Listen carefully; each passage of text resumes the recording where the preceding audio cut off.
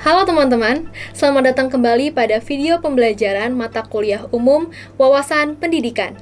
Saya, Rizky Amalia, yang saat ini sudah bersama dengan Bapak Dr. Asep Supena, MPSI. Pada hari ini kita akan bahas mengenai materi 11, yaitu permasalahan pendidikan. Seperti yang sudah kita ketahui teman-teman, bicara mengenai isu pendidikan selalu hangat untuk diperbincangkan, apalagi mengenai permasalahan pendidikan ya Pak. Nah, hari ini kita akan bahas apa aja sih, Pak? Ya, topik ini kan topik ke-11 ya dari mata kuliah wawasan pendidikan. Dan di topik ke-11 ini kita akan membahas tentang permasalahan-permasalahan pendidikan, khususnya yang ada di Indonesia. Kemudian perlu juga saya sampaikan bahwa selain nanti membahas materi tentang permasalahan pendidikan, para mahasiswa juga nanti akan dikondisikan ya untuk supaya mempelajari bahan ajar yang sudah disediakan di LMS, kemudian juga menonton video yang menampilkan tentang berbagai permasalahan pendidikan, dan terakhir nanti harus mengerjakan tugas yang juga sudah disediakan. Begitu kurang lebih. Baik, sebelum masuk pada permasalahan pendidikan itu sendiri, Pak, apa sih definisi masalah, Pak? Masalah itu apa ya? Mungkin setiap orang terkadang memiliki definisi yang berbeda ya. Tapi secara umum masalah itu adalah ketika terjadi kesenjangan ya antara harapan dan kenyataan. Jadi saya menginginkan sesuatu, tetapi ternyata realitanya tidak sesuai dengan yang diinginkan. Maka di situ ada masalah. Tapi masalah juga terkadang dimaknai sebagai kesulitan gitu kan, tantangan, kendala atau hambatan, sesuatu yang menghalangi seseorang untuk mewujudkan tujuan yang diinginkannya, maka di situ artinya ada masalah. Begitu kurang lebih lah tentang apa itu masalah. Baik, berarti adanya kesenjangan ya dengan kenyataan ya Pak ya. Untuk lebih jelasnya lagi nih, apa sih definisi mengenai masalah pendidikan itu sendiri Pak? Ya, tadi kan masalah itu sesuatu yang tidak sesuai dengan yang diinginkan, atau kesenjangan antara harapan dengan kenyataan. Berarti masalah pendidikan itu adalah adanya sesuatu yang terjadi dan itu tidak diharapkan, dan itu terjadi dalam dunia pendidikan. Atau di dalam menjalani praktek pendidikan itu kita mendapati kesulitan, mendapati tantangan, mendapati hambatan yang kemudian menghalangi terhadap tercapainya tujuan pendidikan yang diinginkan. Itulah kurang lebih yang kita sebut sebagai masalah pendidikan. Baik, berarti kesenjangan itu sendiri yang ada di dunia pendidikan khususnya ya Pak? Ya, begitu kurang lebih. Untuk itu nih Pak, apa saja sih Pak ragam-ragam masalah yang ada di pendidikan Pak? Ya, permasalahan dalam pendidikan itu kan banyak ya. Misalnya ada masalah terkait dengan siswa ya, atau dengan peserta didik. Tapi juga ada masalah pendidikan terkait dengan guru atau dosen. Juga ada masalah terkait dengan sarana prasarana. Ada juga masalah terkait dengan kegiatan belajar mengajar. Ada juga masalah terkait dengan kurikulum. Juga terkait dengan lingkungan pendidikan. Artinya banyak sekali masalah-masalah yang terjadi di dalam pendidikan. Tetapi secara umum gitu kan, dari yang banyak itu kita bisa mengkategorikan menjadi empat permasalahan pokok dalam pendidikan. Pertama, tentang masalah kesempatan pendidikan. Artinya kan idealnya semua warga negara Indonesia itu memiliki kesempatan gitu kan yang sama untuk mengikuti pendidikan. Tetapi faktanya ada gitu kan, siswa yang sudah usia sekolah tetapi tidak bisa mengikuti pendidikan. Berarti ada persoalan terkait dengan kesempatan untuk pendidikan. Nah, yang kedua ada namanya persoalan pemerataan pendidikan. Artinya pendidikan di Indonesia ini masih dihadapkan kepada belum meratanya kesempatan pendidikan. Misalnya kesempatan pendidikan di kota-kota itu lebih baik gitu kan dibanding yang ada di daerah-daerah terpencil, apalagi daerah 3T ya, yang mereka terbelakang, terpencil. Kemudian akibatnya peluang masyarakat untuk mengikuti pendidikan itu juga menjadi semakin kecil. Ini artinya pemerataan belum merata gitu kan. Ini persoalan juga pendidikan, termasuk mungkin pemerataan mutu di kota-kota mungkin lebih baik gitu kan, ketersediaan fasilitas dan lain-lain. Ini persoalan kedua, yaitu pemerataan pendidikan. Dan yang ketiga ada namanya permasalahan mutu pendidikan. Mutu pendidikan artinya kita masih dihadapkan kepada kenyataan bahwa mutu pendidikan di Indonesia gitu kan belum sepenuhnya memuaskan. Bahkan beberapa analisis itu mengatakan masih rendah. Tetapi saya hanya ingin mengatakan bahwa ada permasalahan terkait dengan mutu. Dan yang terakhir, ini bicara mengenai ragam ya, masalah pendidikan adalah masalah relevansi. Jadi kita masih menemukan ada hal yang tidak sesuai, ada yang tidak relevan. Misalnya apa? Kurikulum yang ada di sekolah gitu misalnya, itu ternyata tidak relevan gitu kan dengan kebutuhan masyarakat. Jadi apa yang diajarkan di sekolah berbeda dengan apa yang dibutuhkan oleh masyarakat. Akhirnya banyak pengangguran misalnya. Jadi ketika lulus ternyata tidak bisa langsung bisa bekerja atau menyesuaikan diri karena beda apa yang didapat di sekolah dengan apa yang dibutuhkan di masyarakat. Ini persoalan relevansi. Jadi ringkas cerita, ragam atau jenis permasalahan pendidikan itu kalau dikategorikan ada 4 tadi ya. Pertama, kesempatan pendidikan, kemudian pemerataan pendidikan, kemudian masalah mutu pendidikan, dan yang terakhir masalah relevansi pendidikan. Nah, itu ibaratnya kesimpulannya lah gitu, disederhanakan menjadi 4. Baik, itu mengenai 4 jenis pokok ragam masalah pendidikan. Tapi nih Pak, ada nggak sih kategorisasi lainnya dari masalah pendidikan itu sendiri? Ya, kategori lainnya mungkin bisa dilihat berdasarkan komponen-komponen yang ada dalam pendidikan. Seperti kita tahu misalnya yang namanya pendidikan itu kan di dalamnya ada banyak komponen. Misalnya komponen siswa, komponen guru, komponen kurikulum, komponen proses pembelajaran, komponen sarana dan prasarana plus dana di situ, dan komponen lingkungan pendidikan. Artinya minimal ada 6 nih komponen utama dari proses pendidikan. Jadi masalah pendidikan itu bisa terjadi maksudnya pada masing-masing komponen ini. Untuk siswa juga ada masalah, untuk guru juga ada masalah, kurikulum juga, dan seterusnya. Itulah kurang lebih pengelompokan lain ya ketika kita bicara permasalahan yang terjadi dalam dunia pendidikan. Baik, itu mungkin untuk kategorisasi lainnya ya Pak, dari setiap komponen tuh pasti ada ya mungkin kemungkinan dari ada permasalahan di pendidikan. Nah, tadi kita udah membahas mengenai definisi, kemudian juga jenis-jenis. Tapi nih, saya penasaran Pak, bagaimana sih cara kita untuk mengidentifikasi dan menganalisis permasalahan yang ada di dunia pendidikan Pak? Ya, kalau disimpulkan maka sebenarnya kita bisa mengawinkan dua hal tadi ya. Di satu sisi kita harus mengidentifikasi tadi komponen-komponen pendidikan yang ada 6 tadi. Dari mulai siswa, guru, kurikulum, proses pembelajaran, sarana dana, dan lingkungan pendidikan. Itu komponen namanya. Nah, yang kedua baru kita coba cermati atau kenali tentang permasalahan yang terjadi. Misalnya tadi ada permasalahan ketersediaan, yang kedua ada permasalahan mutu, dan yang ketiga ada permasalahan kesesuaian relevansi.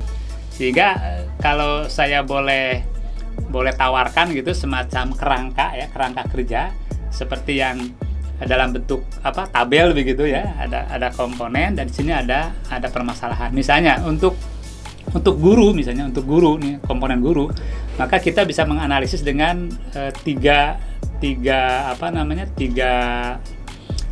aspek tadi. Misalnya ketersediaan, misalnya apakah guru-guru di Indonesia sudah cukup jumlahnya gitu nih, itu namanya ketersediaannya, atau jangan-jangan kurang, ini ketersediaan. Tapi yang kedua bicara mengenai mutunya, apakah guru-guru kita misalnya sudah memadai mutunya, jangan-jangan mutunya kurang begitu kan misalnya. Nah, yang ketiga baru bicara kesesuaian. Misalnya apakah guru-guru itu mengajar sesuai nggak dengan bidang keahliannya gitu. Misalnya kita kan sering dihadapkan kepada isu bahwa misalnya guru bahasa Indonesia, misalnya ini kan contoh ya, bukan yang berdasarkan fakta. Guru backgroundnya bahasa Indonesia, tapi harus mengajar matematika misalnya. Kenapa? Karena di sekolah itu misalnya tidak ada guru matematika, yang ada guru bahasa Indonesia. Ini yang sering dikenal dengan sebutan mismatch ya. Jadi salah penempatan. Backgroundnya apa, tugas mengajarnya apa. Nah, ini maksud saya contoh terkait dengan masalah relevansi tadi. Jadi ketersediaannya, kemudian mutunya, dan juga kesesuaiannya. Nah, ini baru bicara komponen guru. Nanti kalau bicara misalnya komponen siswa, lain lagi nanti. Misalnya kalau komponen siswa itu pertanyaannya adalah apakah misalnya semua siswa usia sekolah itu sudah mendapatkan pendidikan atau belum gitu. Jangan-jangan ada sebagian yang belum bisa masuk ke sekolah. Tapi yang kedua, terus bagaimana mutunya gitu? Mutu lulusan. Misalnya dia sudah sekolah selesai, entah itu SD, SMP, bahkan sampai lulus perguruan tinggi. Pertanyaannya adalah itu mutunya itu sudah memadai belum gitu ketika dia sudah menyelesaikan pendidikan. Nah, belum lagi yang ketiga tadi masalah relevansi. Misalnya apakah setiap anak itu sudah mendapatkan layanan pendidikan yang sesuai dengan kebutuhannya. Karena pendidikan yang baik itu kan setiap orang idealnya ya itu dilayani sesuai dengan kebutuhannya. Karena kan setiap orang berbeda, individual differences. Nah, ini juga apalagi kalau bicara tentang siswa disabilitas yang mengalami kebutuhan khusus misalnya. Nah, itu lebih jelas lagi kebutuhan ya, mereka tidak mungkin kan dididik itu dengan cara yang sama seperti yang lain. Butuh ada proses penyesuaian. Nah, ini maksudnya terkait dengan komponen siswa. Jadi banyak potensi untuk terjadinya masalah. Itulah kurang lebih yang dimaksud sebagai alat untuk mengidentifikasi dan menganalisis permasalahan pendidikan. Baik, berarti dari elaborasi antara 6 komponen tadi dengan 4 jenis pokok tadi ya Pak ya. Oke, nah untuk fakta-fakta yang terjadi atau data yang dapat membuktikan mengenai realita permasalahan pendidikan di Indonesia, apa saja sih Pak? Ya, saya ingin mengatakan kepada teman-teman ya, para mahasiswa, ketika misalnya mengatakan bahwa ada masalah terkait dengan pendidikan di Indonesia, itu tidak boleh hanya bicara gitu, tapi harus didukung oleh data, harus didukung oleh fakta. Itu yang saya maksud tadi. Jadi misalnya apa? Misalnya ini sekarang ini kita mengenal apa yang disebut dengan PISA ya. PISA itu kan program for International Student Assessment. Ini adalah assessment yang dilakukan oleh dunia internasional kepada para siswa di berbagai negara, sehingga hasilnya itu bisa dibandingkan. Nah, contoh ya, PISA anak-anak Indonesia itu kalau dibandingkan dengan negara lain itu masuk kategori rendah gitu. Kategori rendah. Misalnya begini, di PISA itu kan ada komponen assessment untuk bidang matematika misalnya. Untuk matematika, siswa Indonesia ini kurang lebih ada di urutan ke-72 dari 78 negara gitu. Nah, sementara untuk sains IPA lah gitu, itu peringkat ke-70 dari 78 negara. Jadi bisa dibayangkan gitu kan, kita berada kurang lebih di urutan 10 ya terakhir.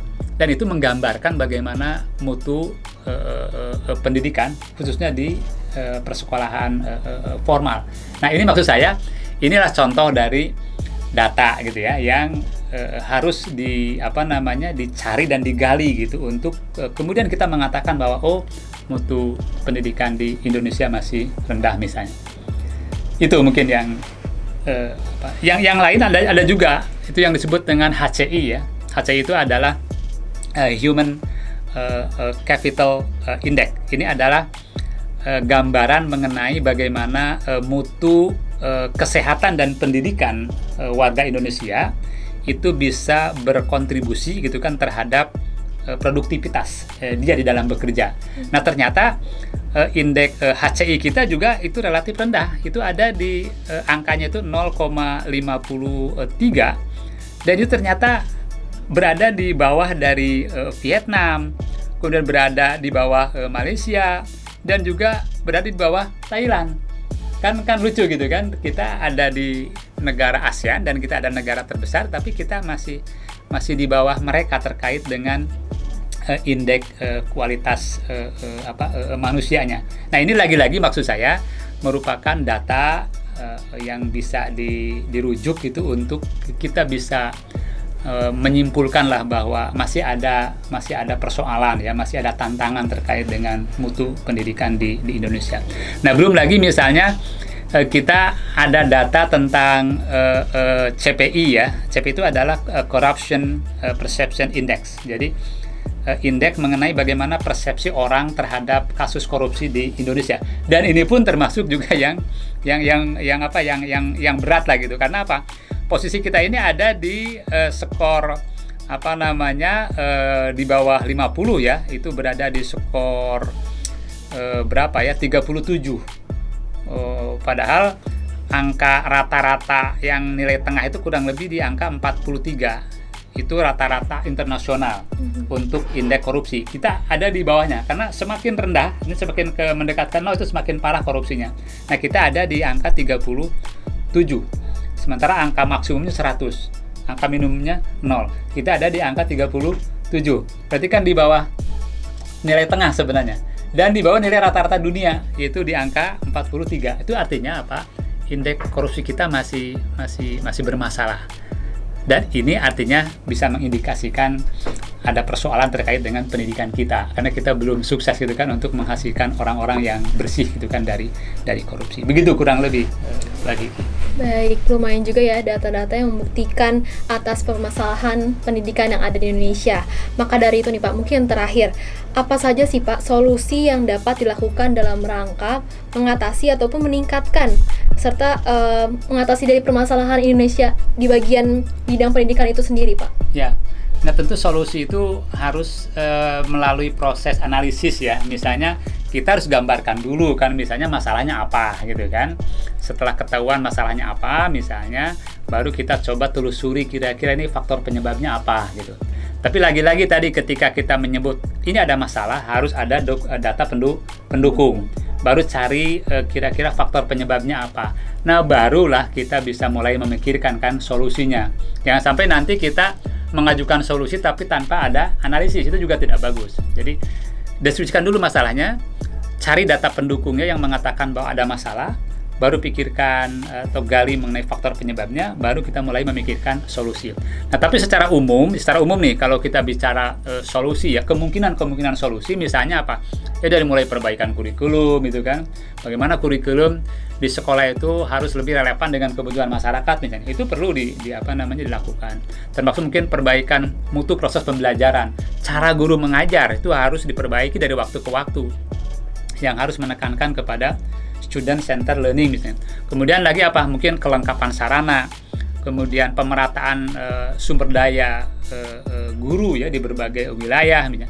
Termasuk juga peningkatan mutu guru melalui berbagai cara. Misalnya apa? Sistem pendidikan gurunya kan juga harus ditinjau. Apakah sudah tepat nggak sekarang ini pendidikan untuk para calon guru gitu? Karena kan di situ mulainya mutu guru itu dibentuk. Termasuk pembinaan guru ketika mereka sudah menjadi guru. Kan tidak bisa jadi guru kemudian dibiarkan aja gitu. Itu harus ada proses pembinaan secara berkelanjutan sampai kemudian masa pensiun itu sudah betul-betul paling matang lah gitu kan, karena ada proses pembinaan yang terus menerus. Begitu mungkin ya. Baik teman-teman, itu dia materi pembahasan kita pada hari ini, yaitu mengenai permasalahan pendidikan. Jangan lupa nih, mungkin ada tugas Pak dari Bapak? Ya, tugas ada dan itu sudah ditayangkan ya di LMS. Jadi nanti para mahasiswa harus membuka LMS, kemudian cari di judul tentang tugas, maka akan ditemukan di situ. Tapi secara umum saya bisa mengatakan bahwa tugas itu begini. Pertama, Anda harus menonton video tentang apa yang bicara mengenai permasalahan pendidikan. Videonya juga banyak pilihannya. Itu sudah disiapkan di LMS itu. Nah, setelah nonton video juga tolong baru kemudian temukan kira-kira apa masalah pendidikan yang Anda temukan di video itu maksudnya. Nah, dideskripsikan itu. Tapi yang kedua, tolong cari juga data pendukungnya. Jangan nanti hanya mengatakan ada masalah tapi tidak ada data pendukung. Itu cari data pendukungnya. Baru mulai cermati kira-kira faktor penyebabnya apa. Terakhir baru rumuskan kemungkinan solusi untuk mengatasi masalah tersebut. Dan itu semua dikerjakan dalam sebuah format gitu, yang formatnya juga sudah kita siapkan di LMS. Maka silakan para mahasiswa untuk lebih lanjut buka LMS itu. Baik, itu iya untuk penjelasan tugas dari Bapak Asep. Jangan lupa untuk dikerjakan tugasnya dan sampai jumpa di pertemuan berikutnya. Terima kasih. Assalamualaikum warahmatullahi wabarakatuh.